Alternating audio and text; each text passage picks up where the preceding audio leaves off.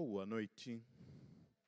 Alguns eu ainda não cumprimentei, né? Então tem que fazer isso agora. A maioria eu já dei um aperto de mão. É um prazer estar aqui com vocês, meus irmãos. Vocês são também minha família. E eu fico muito feliz por esta oportunidade. Fico muito feliz porque nós temos a liberdade para louvarmos a Deus, para cantarmos, para nos reunirmos em um templo como este, coisa que em vários outros países isso não é possível, tá certo? E hoje eu quero fazer uma reflexão aqui sobre plantio de igrejas. Plantio de igrejas. Vocês devem conhecer passagens da Bíblia sobre plantio de igrejas ou não? Onde é que diz na Bíblia sobre plantar igrejas? Não diz. Mas nós temos algumas responsabilidades que nos são passadas aqui. Eu vou começar com a comissão que Jesus nos deu. Uma ordem que Jesus nos deu e que está lá em Mateus, capítulo 28, os versos 18 a 20.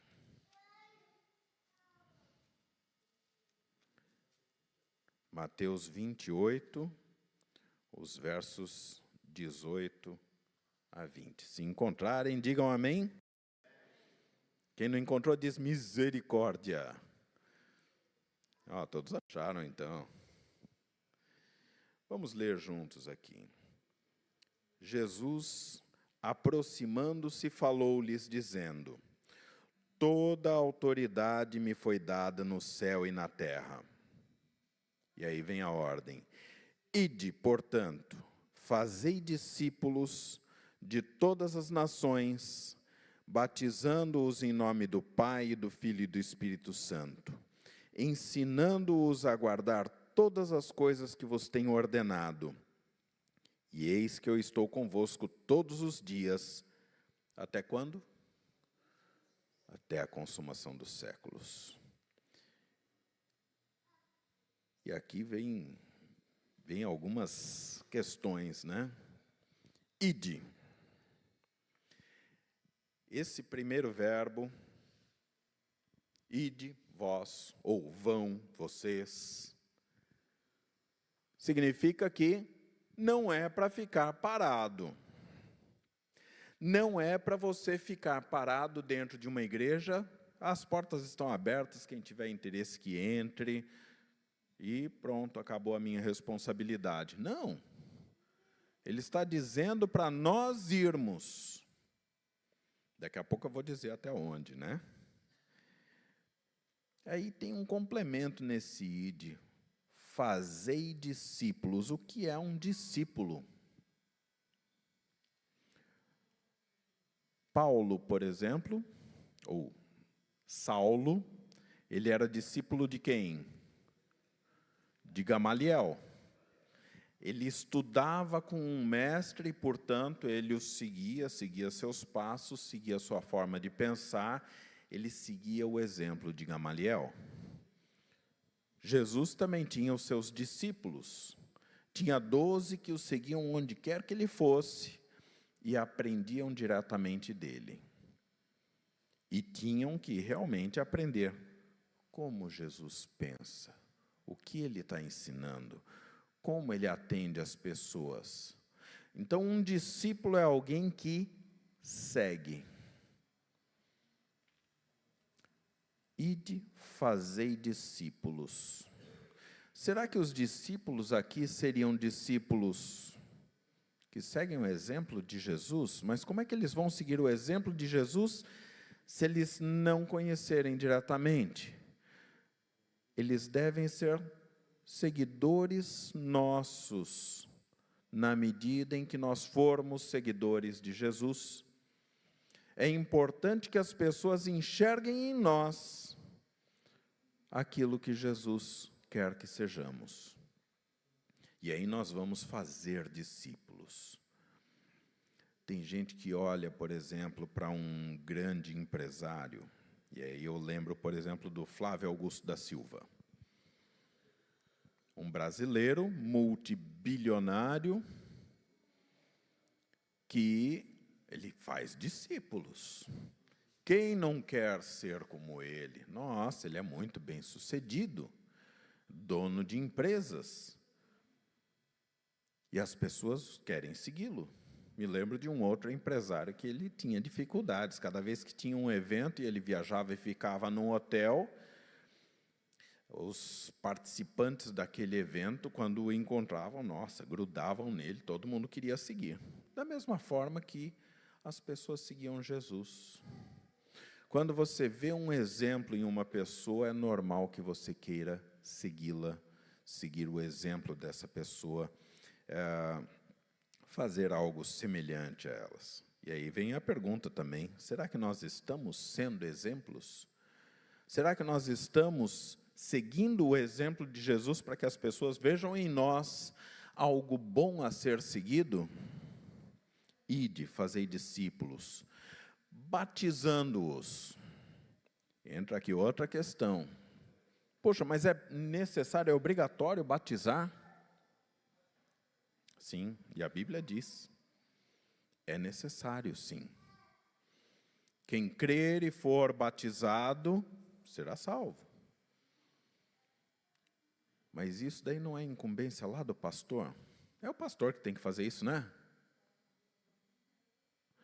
Nós temos esta obrigação. Claro que na estrutura da igreja existem algumas regras, não é para cada um sair batizando quem bem entender.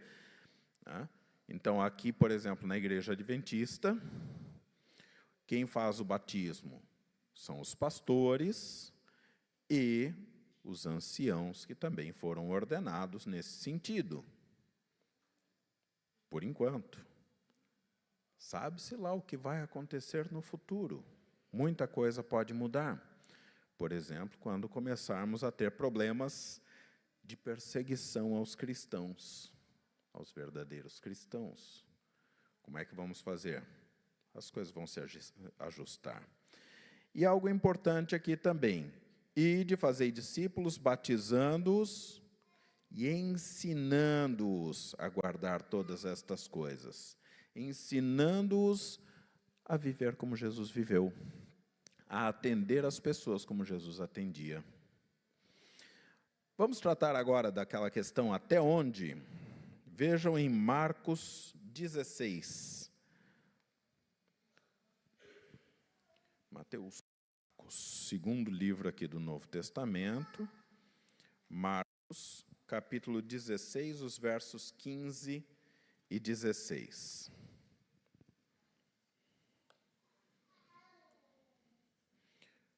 Marcos 16, verso 15, diz o seguinte: E disse-lhes, ide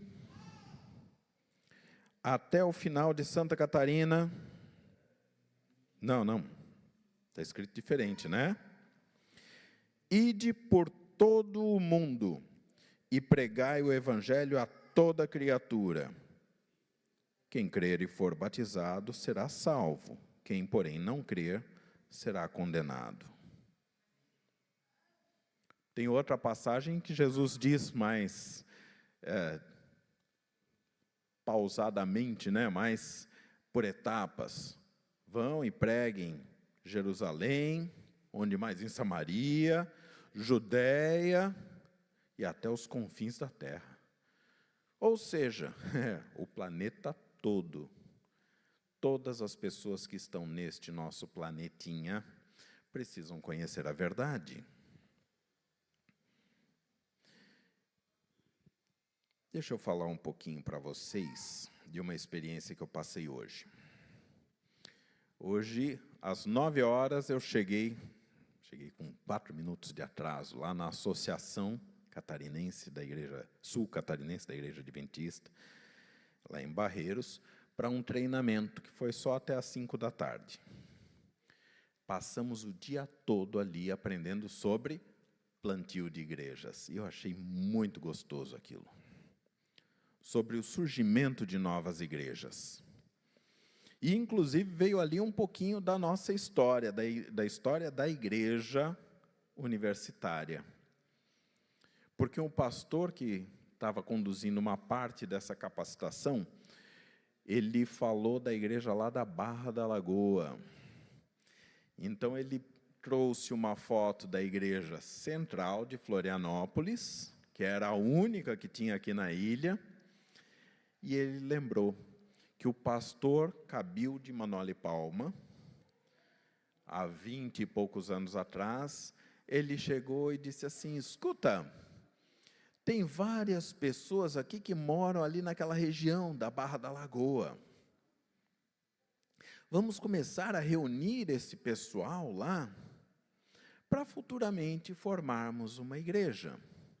E da mesma forma ele disse: onde mais tem alguma concentração um pouco maior aqui de irmãos? Ali ao redor da universidade. Porque éramos vários professores da universidade frequentando a central, tinha vários estudantes da universidade frequentando a central. Então ele disse: que tal começarmos a fazer reuniões de pequenos grupos nessas diferentes localidades? E esse tipo de reunião, que começamos, se bem me recordo, com 3 famílias,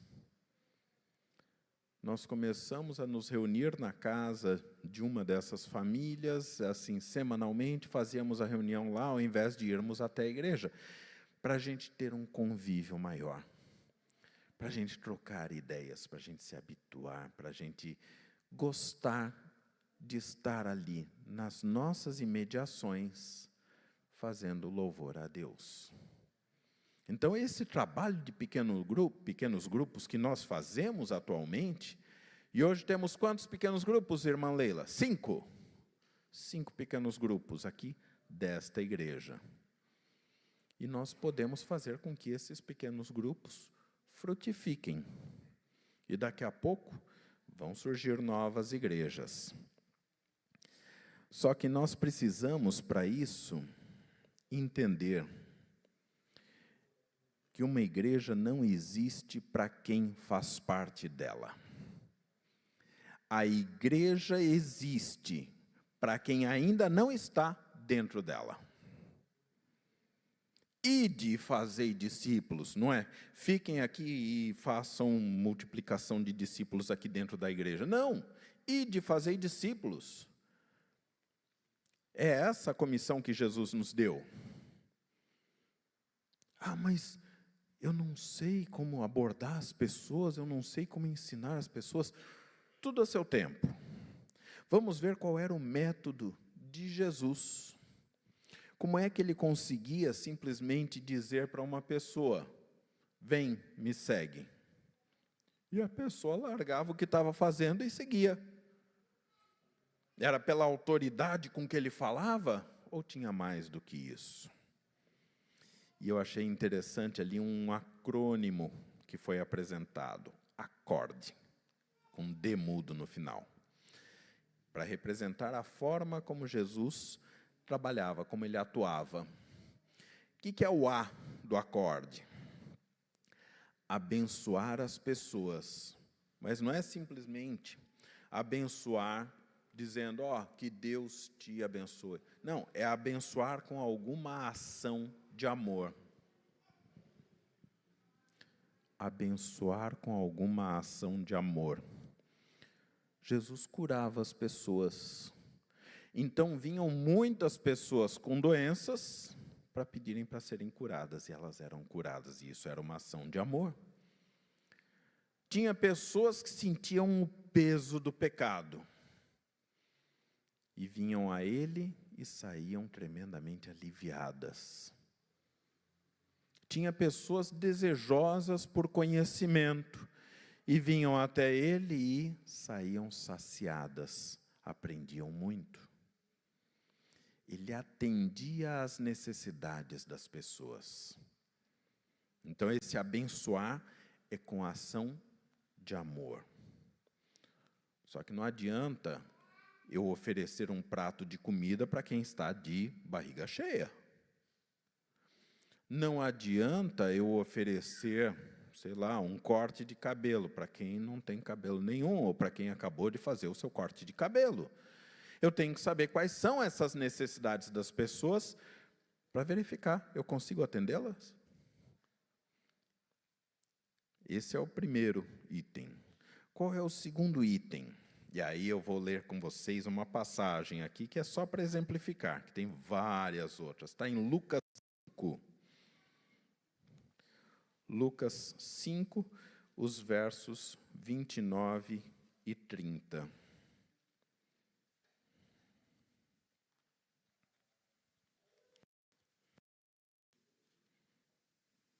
Misericórdia. As minhas folhas grudadas aqui. Pronto.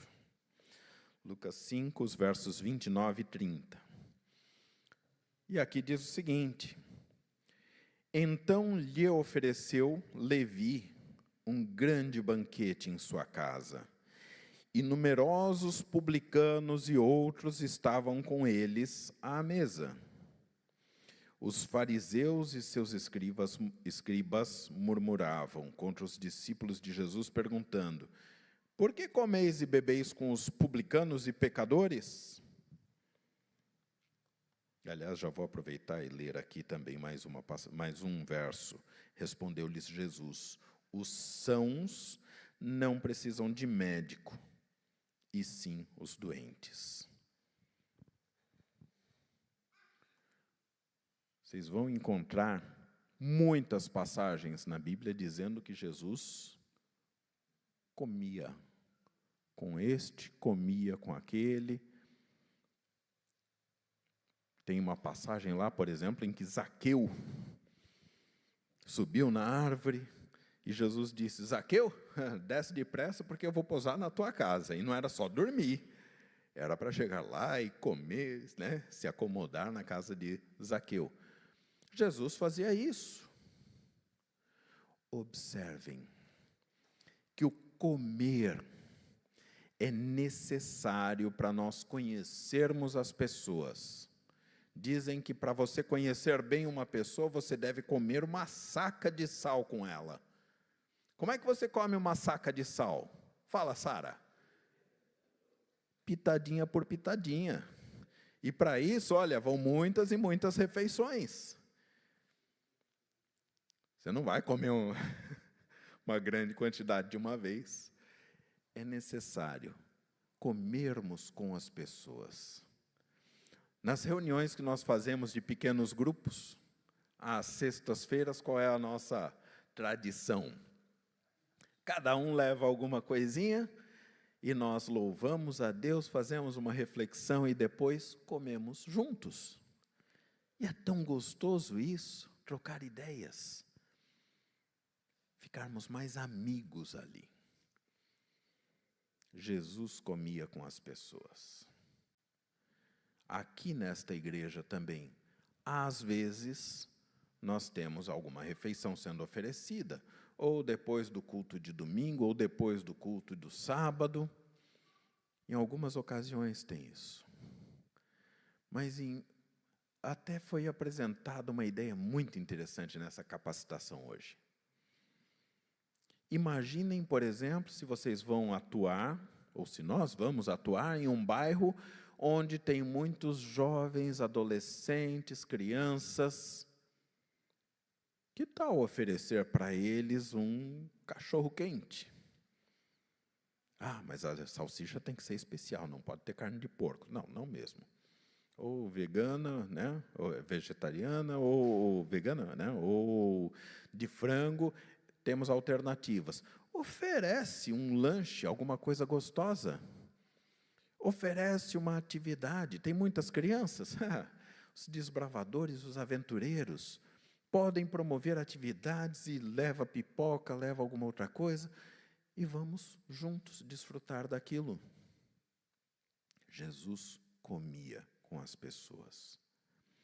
E observem que não é simplesmente chegar e convidar um ou dois irmãos da própria igreja para ir almoçar na sua casa. Isso também faz parte? Faz. Mas podemos ir além, como Jesus também fazia. Acorde o A de abençoar, o C de comer, o O de ouvir. Vamos pegar outra passagem aqui de Marcos. Marcos 5, verso 30, nós vamos ver uma passagem que, inclusive, já lemos na lição da escola sabatina dessa semana passada. 5, verso 30. E fala daquela mulher que era enferma há 12 anos. E ela pensava, se eu tão somente tocar a veste de Jesus, serei curada. No verso 30 diz que Jesus, reconhecendo imediatamente que dele saíra poder, virando-se no meio da multidão, perguntou, quem me tocou nas vestes? Pergunto para vocês, Jesus sabia ou não sabia quem tocou nas vestes dele? Ele sabia. Ele já conhecia o coração de cada pessoa que estava ali ao redor dele. Ele estava sendo acotovelado, eles estavam ali naquela multidão, todo mundo querendo estar perto de Jesus, mas ele sentiu um toquezinho de leve na veste dele. E se ele já sabia quem tocou e já sabia por que tocou, para que ele tinha que parar aquela procissão? Para que ele tinha que atrasar a ida para curar a filha de Jairo? Será que ele queria simplesmente atrasar? Ele queria ouvir. Era necessário não só ele ouvir para que a pessoa, aquela mulher, se expressasse, colocasse para fora aquilo que ela estava sentindo, mas também para que ficasse registrado para cada um de nós. Se ele não parasse, nós não saberíamos que aquela cura tinha acontecido. Era necessário que ele parasse. Era necessário que ele ouvisse aquela declaração. E quantas outras vezes ele perguntava, e fazia às vezes umas perguntas meio óbvias, né? Ele chegava para o indivíduo que estava ali aleijado há sei lá quanto tempo, e ele dizia, você quer que eu te cure? Quem, em sã consciência, diria, não, tá bom assim. Óbvio que quer que cure. Mas Jesus queria ouvir isso. Pensem num pai ou numa mãe falando com seu filho. Você gosta de ouvir o seu filho falando com você? Você gosta de ouvir a sua filha falando com você? Dizendo aquele, mamãe, ô mãe, ô papai, para que é isso? O que é tal coisa? E aquilo? E por quê? Às vezes cansa, mas é gostoso ou não é? É gostoso. E Deus gosta de ouvir a nossa voz. E se nós queremos ser verdadeiros discípulos e justificar que alguém queira nos seguir naquilo que imitamos a Cristo, é importante que nós saibamos ouvir. Hoje em dia, as pessoas querem muito falar. E quando você fala, você não aprende nada. Porque você fala aquilo que você já sabe, aquilo que você já pensa.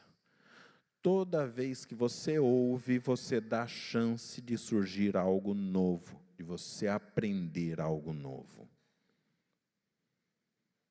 Bom professor não é aquele que simplesmente vai e joga um monte de conteúdo para os seus alunos. O melhor professor é aquele que faz as perguntas certas que levam os seus alunos a refletirem. Então é necessário nós ouvirmos. É necessário nós fazermos boas perguntas para as pessoas que estão ao nosso redor. É importantíssimo que nós deixemos de lado as nossas formas tradicionais de pensar para darmos chance da outra pessoa me mostrar algo novo. Como é bom isso, como é bom aprender. Temos também que ouvir o Espírito Santo. Como é que se faz para ouvir o Espírito Santo? Ora, pede para Ele. E Ele vai falar com você. Mas Ele vai falar de uma forma bem sutil. E eu me lembro de várias ocasiões em que eu ouvi o Espírito Santo dizendo: escuta, esse não é o melhor caminho não, vai por ali, ó. Indo almoçar lá na universidade, eu me lembro de ouvir a voz dele dizendo: escuta, acho que hoje é dia que tem carne de porco lá. Você nem conferiu o cardápio, né? E eu não tinha conferido mesmo, e tinha carne de porco mesmo. E eu comi todo o restante, deixei a carne de porco. E Ele fala conosco. Abençoar, comer, ouvir, acorde. Vem um R em seguida. E esse R é de refletir. Refletir diariamente sobre as verdades bíblicas, sobre a vida de Jesus. Ter comunhão com o Pai. Vejam, por exemplo, o que está ali em Mateus 14, o verso 23.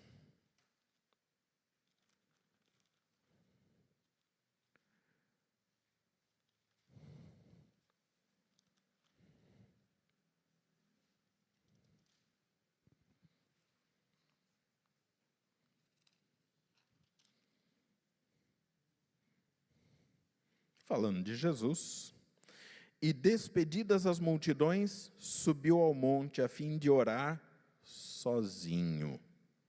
E caindo a tarde, lá estava ele, só. Jesus tinha esse costume de tirar tempo para a comunhão com o Pai. E ele tirava bastante tempo. Ah, mas eu me canso. Se eu fico ajoelhado 5 minutos, já dá uma dor nas costas. Tal.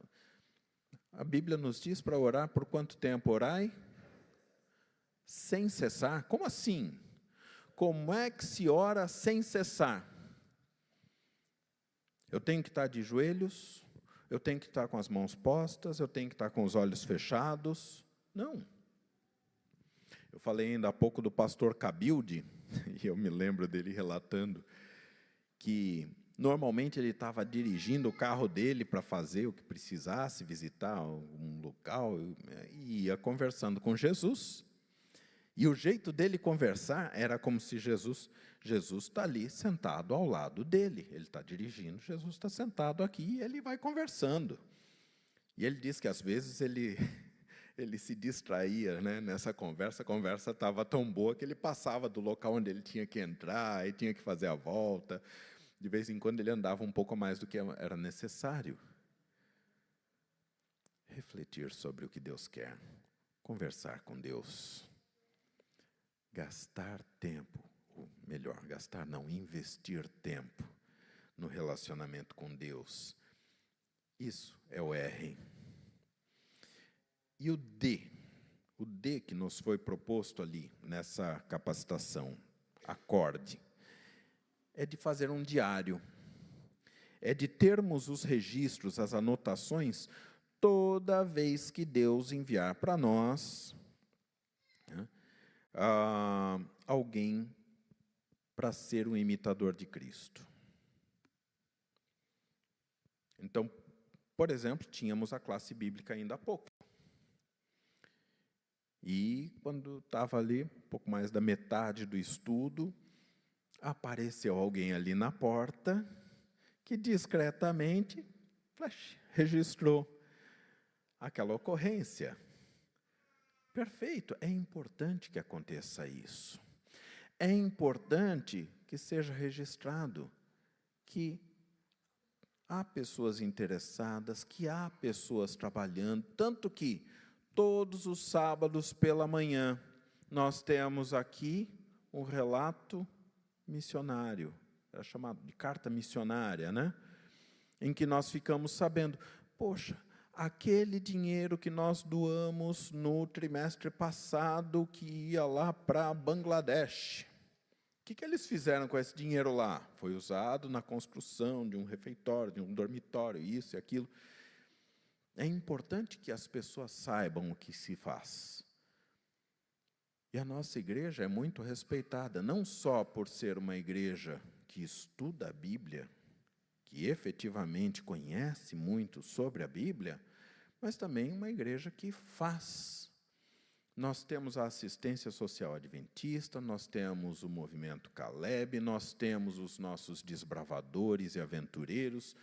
Quantas coisas nós fazemos, só que se nós não registrarmos isso e não apresentarmos para as pessoas o que está sendo feito, dá a impressão que a gente só se reúne aqui no nosso clubinho e ficamos conversando, batendo papo aqui. Não, é importante também termos um registro diário daquilo que está sendo feito. Isso daqui é um resumo, mas assim, muito resumo e muito limitado, para nós entendermos como é que Jesus agia. Ele abençoava as pessoas com ações de amor, ele comia junto com as pessoas, ele ouvia as pessoas, ele tinha comunhão com o Pai, refletia diariamente sobre isso e... mas eu não vi ele fazendo um diário. Quem fez o diário? Mateus, Marcos, Lucas e João fizeram diretamente e apresentaram aqui para nós. E teve mais, porque depois Pedro escreveu carta e daí por diante, né? Então, os seus discípulos iam registrando. Aliás, se vocês já assistiram àquela série The Chosen, eu recomendo, quem não assistiu, assista. É fantástico, porque apresenta um Jesus tão humano, tão próximo, daquele que ele olha para você, te dá um sorriso e te dá um abraço. Você consegue imaginar um Jesus assim? Pois bem, é disso que o povo aqui fora está precisando.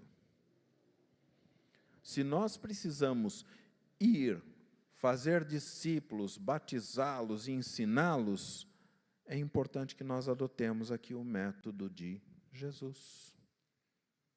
E aí nós vamos alcançar resultados muito bons. Eu ainda conversava com o irmão Simírio, que nós temos planos para expandir as atividades, de plantar efetivamente uma nova igreja. Nós temos aqui no nosso distrito as igrejas lá do Jardim Primavera e Sambaqui. Mas nós precisamos ir além. Conversando lá com os pastores que conduziam essa capacitação hoje, eles disseram, olha, vai bem ali, uma nova igreja no Santa Mônica, uma nova igreja no Itacorubi, que também muita gente mora lá, uma nova igreja no Córrego Grande. Tem espaço ali para 3 novas igrejas. Só que nós precisamos abençoar as pessoas com ações de amor, fazendo o quê? Aquilo que elas precisam. Se você tem um bairro com muitas pessoas idosas, você precisa pensar, como é que eu posso ajudar a atender essas pessoas idosas? Se tem muitas crianças, como é que eu posso promover uma ação que envolva essas crianças? Quantas coisas bacanas podem ser promovidas?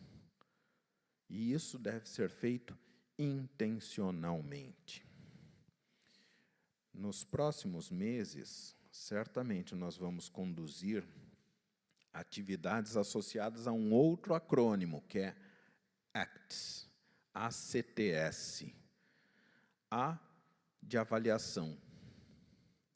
Avaliação do bairro, do público a ser alcançado, de quem vai colaborar.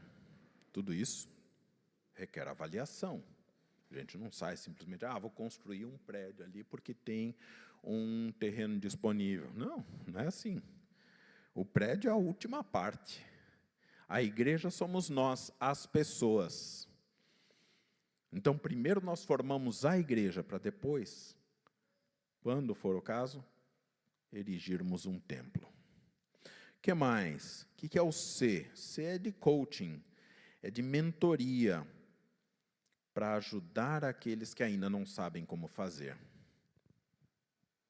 Eu estou aprendendo muito hoje em dia, porque eu tenho excelentes coaches que estão me ensinando como que eu devo agir, qual é a melhor forma de conduzir. E eu estou aprendendo. Ah, mas eu não sei fazer. Não se preocupa, vai aprender. E eu mencionei aqui, inclusive, no domingo passado, que tem adolescente ou pré-adolescente, não sei, que está aprendendo a lidar com toda aquela parafernália tecnológica ali atrás. Como é que a gente aprende? Com um mentor, com alguém que vai ensinando, mostrando o caminho. O que é o T? T de treinamento, treinamento de líderes, uma formação de visão, formação de visão, não é divisão. Tá? Formar uma visão daquilo que nós queremos. Formar ministérios. Chegaram até a brincar ali mencionando, o ministério do cachorro-quente. Irmão, você vai ser responsável por fazer o cachorro-quente para a gurizada lá naquela atividade. Perfeito. Ministério da pintura no rosto de crianças, né? Quando for a desenvolver uma atividade para crianças. Tem várias atividades, muitas atividades que podem ser feitas e que vão requerer o empenho de todos nós. Para isso, nós treinamos. Nós vamos capacitando as pessoas. Deus não escolhe aqueles que são capacitados. Ele faz o quê? Ele capacita aqueles que são escolhidos e que se dispõem, que se colocam nas mãos de Deus como uma ferramenta. E o que é o S? ACTS. É o suporte de envio, são os planos de ação, planos que envolvem a sustentabilidade disso. Para que não aconteça de você começar uma ação e dizer, acabaram os recursos, não tenho como fazer, não tenho como atender. Tudo isso daqui é plantio de igrejas. Não tem passagem direta da Bíblia falando sobre plantar igrejas. Mas nós temos métodos sendo desenvolvidos. Eu estou sendo capacitado, temos espaço para mais pessoas serem capacitadas nisso. Em início de agosto, nós vamos ter uma nova etapa. Só que para essa nova etapa já se espera que tenhamos dado andamento a algumas atividades. E é importante que todos nós nos envolvamos. Antoine de Saint-Exupéry, o nome já é meio complicado, porque é francês. É aquele que escreveu O Pequeno Príncipe. Ele escreveu também uma frase que eu achei fantástica. Não tenho aqui a transliteração perfeita, mas diz basicamente o seguinte: se você quer construir um barco, não crie equipes e não delegue atividades para que as pessoas juntem madeira e façam essas atividades. Leve as pessoas até junto do mar e desperte nelas o desejo de navegarem. E aí elas vão dizer, como é que eu faço para navegar por esse marzão afora? Legal, vem cá que eu vou te ensinar, vamos construir juntos um barco. Qual é a condição para Jesus voltar? O que a Bíblia nos diz? E foi pregado este evangelho, aonde? Em todo o mundo. Será pregado esse evangelho em todo o mundo, e então virá o fim. Jesus vai voltar depois que esse evangelho tiver sido pregado. Você quer que Jesus volte? Você quer ir morar eternamente com Ele? Sem sentir mais dor, sem perder mais nenhum ente querido, sem precisar derramar mais uma lágrima de indignação? Você quer isso? Então vamos juntos apressar essa vinda de Jesus. Vamos juntos fazer aquilo que precisa ser feito para que Ele volte logo. Vamos ajudar, como ferramentas na mão de Deus, a pregar esse Evangelho por todo o mundo. Não precisamos nem viajar, porque a internet já faz isso por nós. Você faz uma publicação aqui e pessoas vão ler essa publicação em qualquer parte do planeta. Então nós podemos ajudar sim. Ajudem, vocês são usuários das redes sociais. Todos aqui são usuários das redes sociais. Usem para divulgar ali uma mensagem. Coloquem ali uma passagem. Coloquem ali uma gravação de um conjunto que está cantando, de uma bela mensagem musical. Atestem para o mundo que vocês são cristãos. E sejam pessoas boas. Que as pessoas digam assim, poxa, eu quero segui-lo, eu quero ser semelhante a ele. Ou a ela. Legal? Quem quiser ir para o céu, coloque-se em pé agora e vamos fazer uma oração e pedir essa bênção de Deus.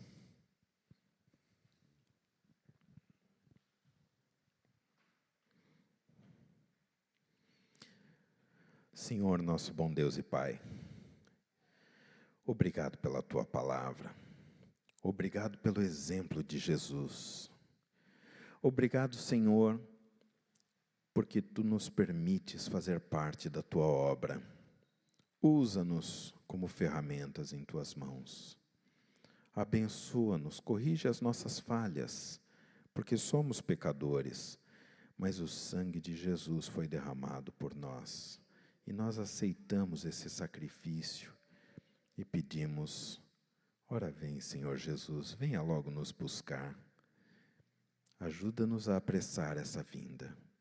Leva-nos agora também aos nossos lares, em paz, com segurança e com a certeza de que o Senhor vai nos acompanhar em tudo que fizermos. Pois pedimos isto em nome do nosso Senhor e Salvador Jesus Cristo. Amém.